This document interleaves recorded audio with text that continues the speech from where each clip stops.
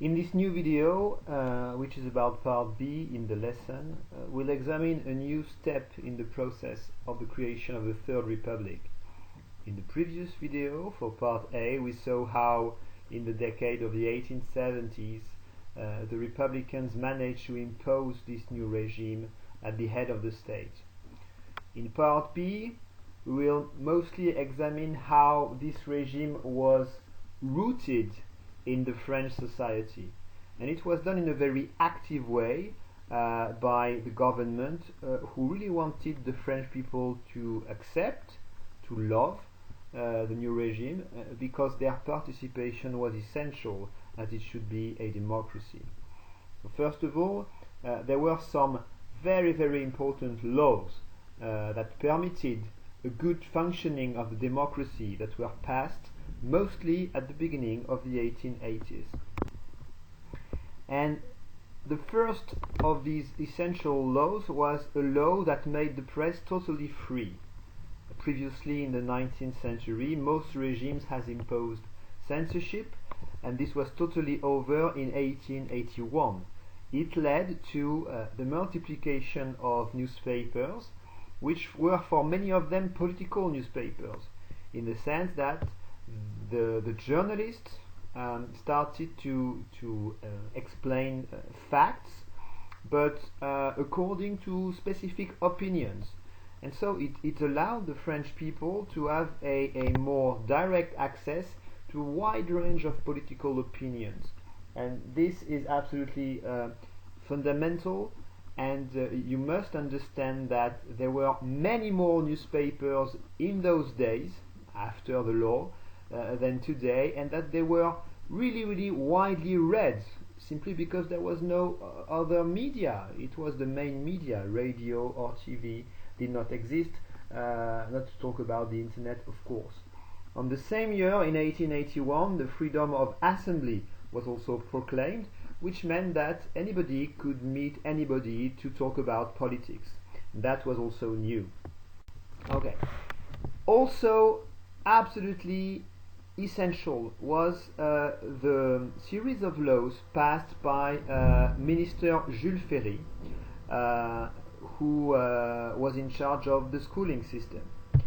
And the Jules Ferry laws in 1881 and 1882 established a new education system for the primary school, mostly for children from 6 to 13, a system that was free, mandatory, and secular. So free meant that you did not have to pay to join a public school. Mandatory, you could not be outside of school, and this was particularly important in some areas of the French countryside, where children were expected to participate to many farming activities by their family. So this was something that the Republicans wanted to fight, and in fact the Republicans were not very popular in the countryside for this reason. And finally, the school should be secular. Laïque would be another adjective for this, but in English we mostly talk secular. It means neutral in terms of religion. There was no religious education to be given in the public school. Instead, the ideology that was promoted was very patriotic, and the other very important focus for the Republicans was that no local language should be taught in this school. By local language, I mean, the language of the common people in the countryside, what we call les patois in French, the language of the Britons, the language of the people from Languedoc in the south, and so on. This was completely banned in school, and only at this moment did French people become really French, culturally speaking. I mean, more French than from Brittany or from the south of France. Okay. In fact, the goal of the school system was to create future French Republicans. The impact, the social impact, was really huge. what you can see on this graph is that if you look at the bar chart, that the number of pupils that were in public schools rose and became superior to the number of people that were in religious schools, which were private. And the impact on this in terms of literacy, which can be seen by the proportion of spouses that could sign their act of marriage, it made an already good situation, because literacy was not bad in France at that moment. It made it a very good situation, as at the beginning of the 20th century, as you can see, almost everybody could write their names, men and women, because this school system was also for women. We may note that another structure that played a role in strengthening the identity of the nation was the army, because military service got mandatory a bit later, at the beginning of the 20th century, and this also played a role in a process that was famously described by an historian as turning peasants into Frenchmen. And it is really a process that happened in the last decade of the 19th century. I would like to do another remark about this school system. It is often idealized, even today. There are many people that claim that the current school system is not as good as what it used to be. Of course, this is wrong on many grounds, except maybe on grammar and spelling. But we must remember that what was taught in this primary school system was something that today we would find very, very simplistic, and notably in terms of ideas. It was very black and white, and in particular in the context of the decades that followed the defeat against Germany in 1871. It was a very patriotic syllabus, notably in history and geography, really focused on French. That is the reason why I'm often blaming the new syllabus for being too French-sided, but it really applied to the Third Republic system. Look at these young boys having a physical education lesson. I mean, it really looks military, because it was also a way to start training future soldier citizens. For the Republicans, this was important. Every citizen should also be a soldier, which was not true under the monarchy or the empire. Now look at what girls had to do.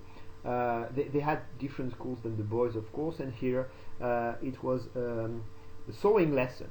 Of course, you would not find this today anymore.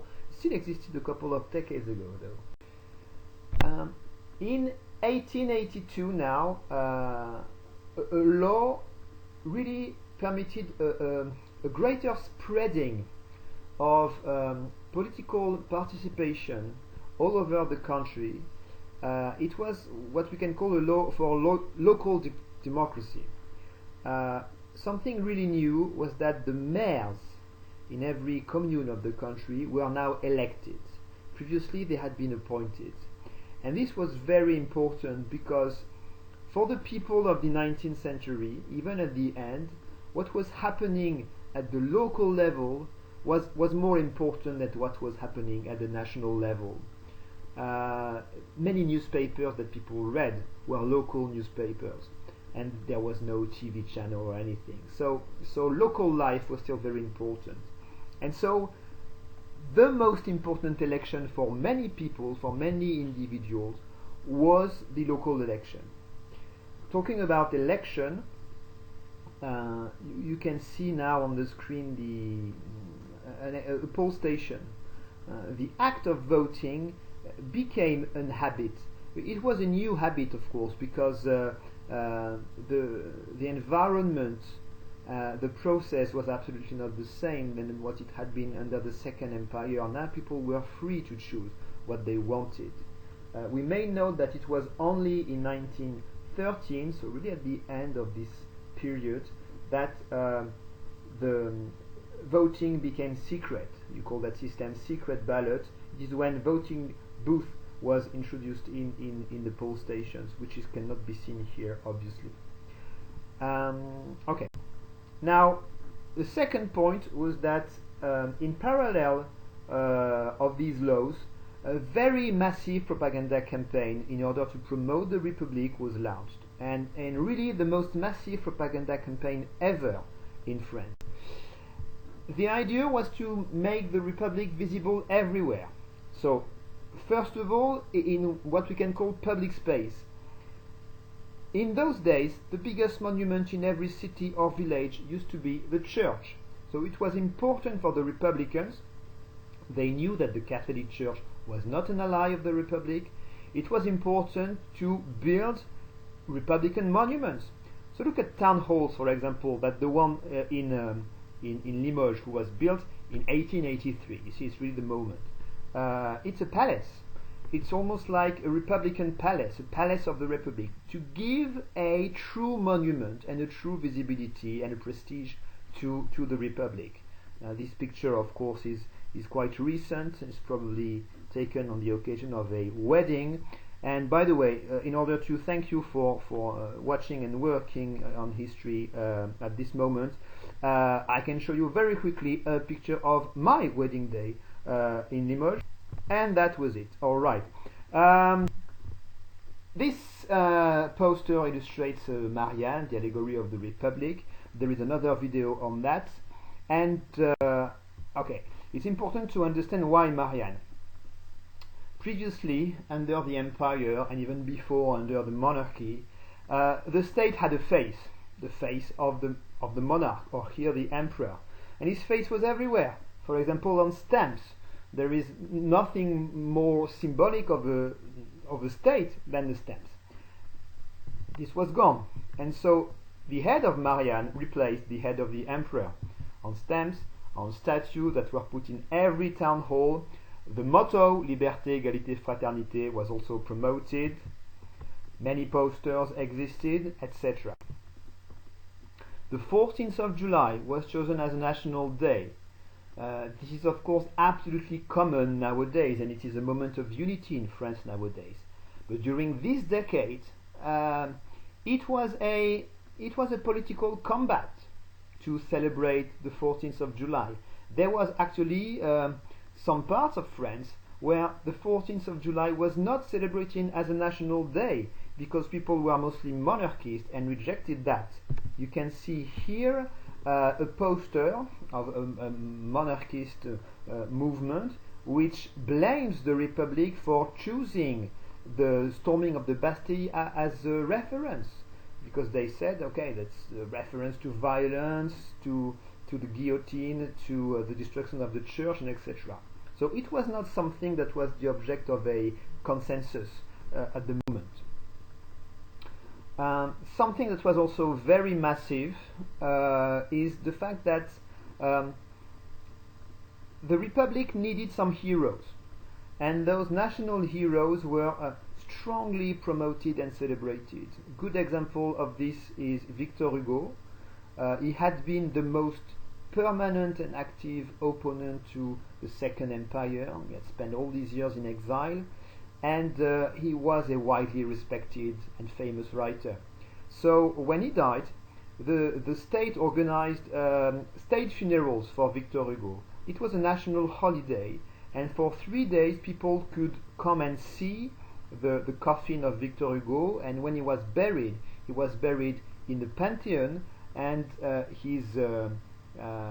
coach carrying his coffin was seen by millions of people on that day. Lastly, the Pantheon of the Republic was everywhere in the country. Every street was renamed, every square had a statue of a great man of the Republic. You can see on the left Camille Desmoulins, and I like the picture on the right because it's Gambetta taken in Vietnam. Guess why?